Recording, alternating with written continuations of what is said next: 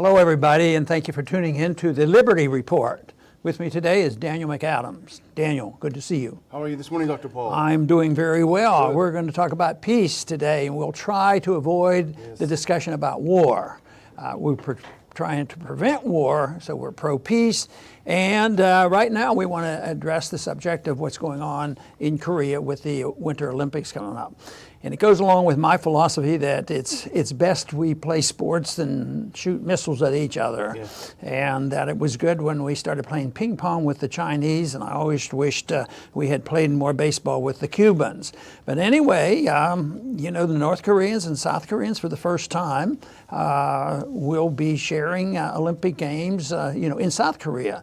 Now, North Korea has participated in Winter Olympics before, but never in South Korea. They only had one other opportunity and they didn't go. So this is a special event. The North Koreans are going to go, and they've been getting some good publicity, and it looks like at least the public statements by Un is not saber rattling, and he's not threatening anybody, and I think he realizes that there's some real benefits coming from this.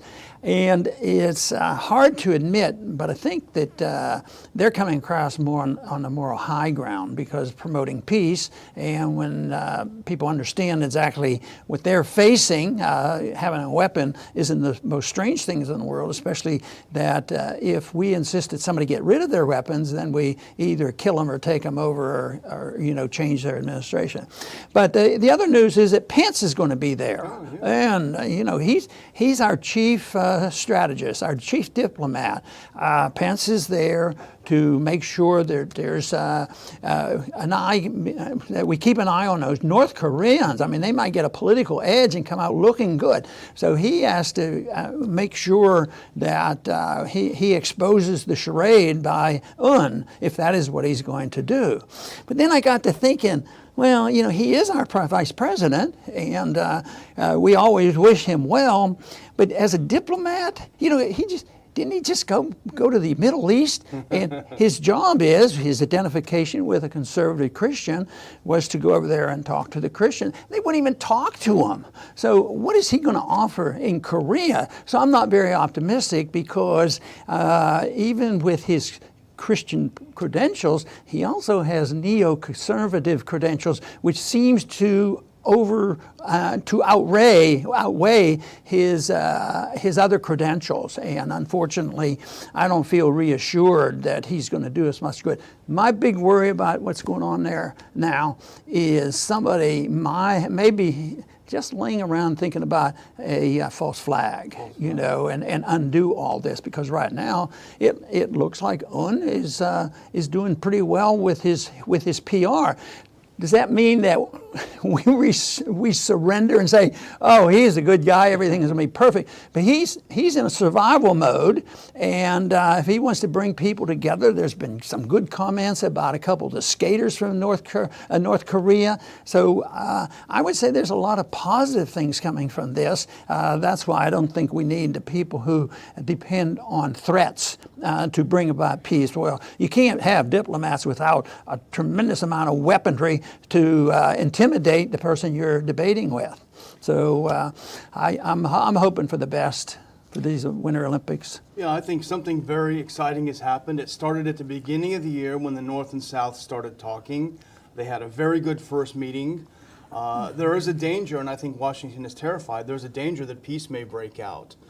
There's an incredible motivation on both sides of the border for reunification. As you pointed out, in the past, South Korea has a minister for reunification. They want to reunify. Well, these games are a great sort of low-cost way of increasing that momentum, because it's not political, it's sport, although it is political.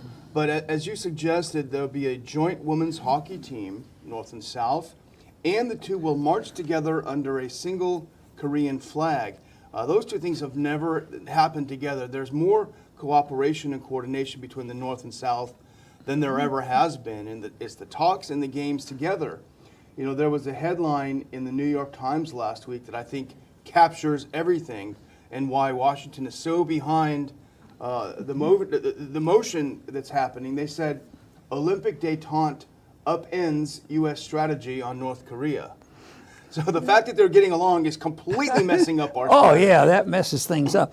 But President Moon, President of South Korea, has his problems too, because no matter which country you talk about, United States, whether it's Russia or even Israel, everybody has a faction that's much tougher on policy, and others are more diplomatically motivated.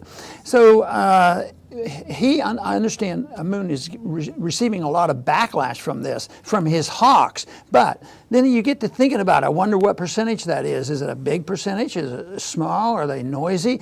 Are they part of the military industry? Are they part of our group of people that we deal with in South Korea?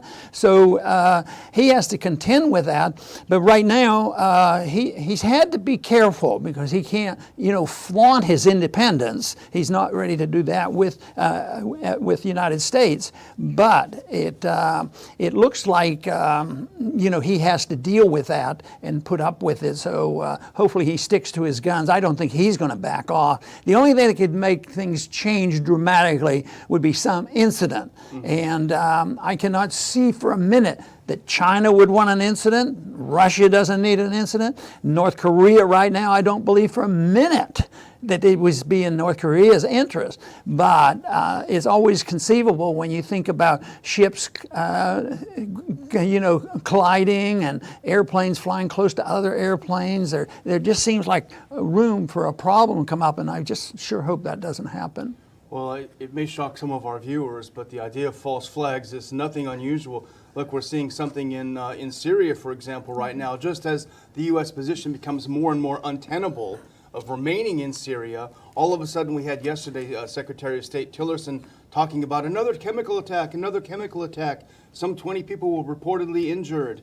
And of course, this is an ongoing thing what the U.S. does. So there could well be something.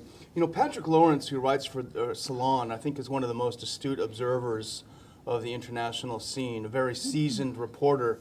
He had a really good piece, I think it was today or yesterday, and he made a couple interesting points. He said, the Western media never points out some things about Kim Jong-un. One of them is that he's educated in Switzerland. So he's not some guy who's just been in a hole somewhere in North Korea. He's educated in Switzerland. He said he's behaving like more of a rational actor than many others. He's looking to dialogue. His hope is that the North-South dialogue will lead to a reduction of sanctions on North Korea. So he's acting in a very rational way. He has experience with the West. He knows how to negotiate. As you say, it doesn't mean we're on his cheerleading squad, but it means that he's behaving in a rational way. It's actually the U.S. that's acting irrationally because we don't want the North and South to start getting along because it ruins our strategy. And I mentioned about the moral high ground, and I think people who are defending their homeland are always on the moral high ground regardless of what their philosophies are. But when you go long distance to get involved, you lose a little bit of that moral high ground. But just recently they released the National Defense Strategy, the report, and I think you probably have studied that a little bit more than I have. But it's what I looked at in some of the summaries, it's sort of the same old stuff, advocating more weaponry and more activity. Yeah, we'll talk to people, but on our terms. Yes, we're for peace, but we will dictate the terms of the peace. So I was looking for things in there about specifically on Korea, but Korea's still, they're the bad guys, and around there's bad guys too, and that goes all the way back to George W. Bush, he put them up. But that's the bigger picture. We're looking at an incident where we deal with, North and South Korea, but the strategy is the bigger picture, and probably in many ways gives you a hint about why there's a dilemma in dealing with North and South Korea. But I was looking at the number of bombs that have been dropped over the last last decade or so, and Obama dropped 100,000 bombs. And we think of him as being less aggressive because less people died under Obama than they did under Bush. But Bush, he only dropped 70,000 bombs. What a loser. But now Trump, he's dropped some bombs. He's up to almost 40,000 in one year.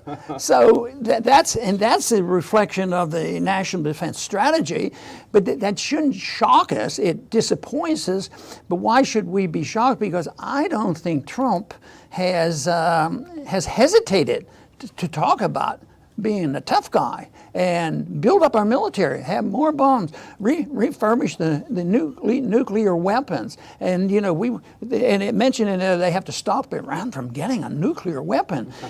But they didn't mention that maybe we ought to have moderation in building new nuclear weapons and talk about the $1.2 trillion it's in motion since Obama to build up more nuclear weapons. So that part isn't there. So I think you have the individual problems like in Korea. You have the propaganda strategy, but then I think the other thing is policy strategy and what our policy ought to be. And I think that's where we are trying to talk about the responsibility of a country that brags about liberty and brags about peace and brags about exceptionalism and our moral obligation to police the world. I mean, I think that's where the real debate should be. Yeah, exactly. And Andrew Basovich, who we've had on the show and we've also known for a long time, has a great article in the American Conservative magazine today about the new defense strategy. And he makes the point that this has nothing to do with defense. This is not a defense strategy. This is a call for more money for the military-industrial complex. I think the subtitle was "Champagne Corks Are Popping at the Pentagon," because he makes a great point. In the past decade of this war on terror, we've spent $11 trillion. And he said the American people should ask, what have we gotten for this money? Now they're coming and saying, we need more. The defense strategy itself says that that the military has been allowed to wither. It's been withering. What are you talking about, withering? They've been more robust, they've been more active than ever. So what's going on with this $1 trillion more that you want every year? What are we getting for the money we've spent? Yeah. There's not much there. We need to do that. One or two people that got a lot of attention, North Koreans, or two skaters, a man and a woman. And evidently they're good PR people, delightful and very pleasant, and they travel the world because they skate around the world. It's not like they just live in North Korea. They participate.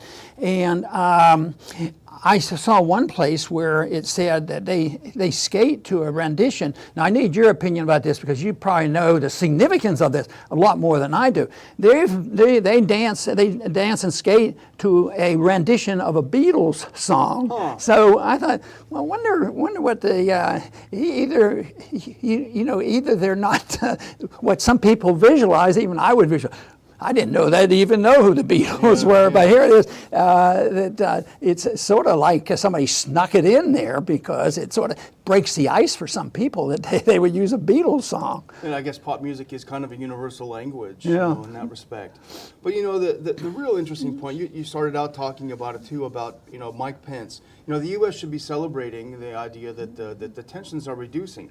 But it's interesting, when the talks started between the North and South, that very day, the Wall Street Journal, I think it was, and a couple of other mainstream media outlets started talking about a new White House plan for a bloody nose attack on North Korea. And if that's not propaganda, I don't know what is. Just when the two of them got together, here you have the U.S. media talking about new U.S. plans for an attack on North Korea. They just don't want to let this happen. And that has to do with Pence going there too.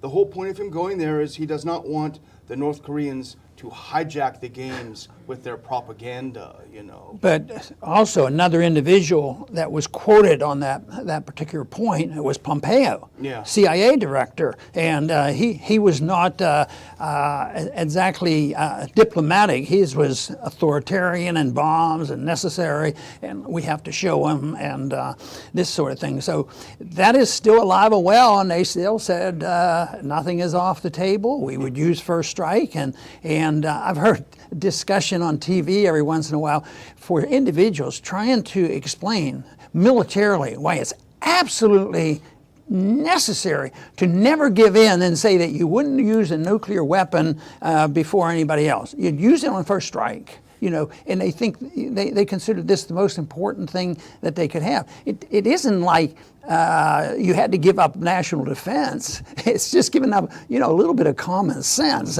So this, unfortunately, that big picture that I was trying to allude to is the thing that needs a lot more attention. But that goes back to some very basics, and that is what should the foreign policy be? Should it be non-interventionism? And of course, we take that position. We should stay uninvolved. People say, "Oh, you're an isolationist. You don't want to deal with the world." Matter of fact, we want to almost the opposite. We want to deal with the world in peaceful terms instead of boycotting and sanctioning China and Cuba. We want interchange, interaction with people and trade with people. So this idea is a bum rap when they start saying, you guys are a bunch of isolationists. You want to just close borders.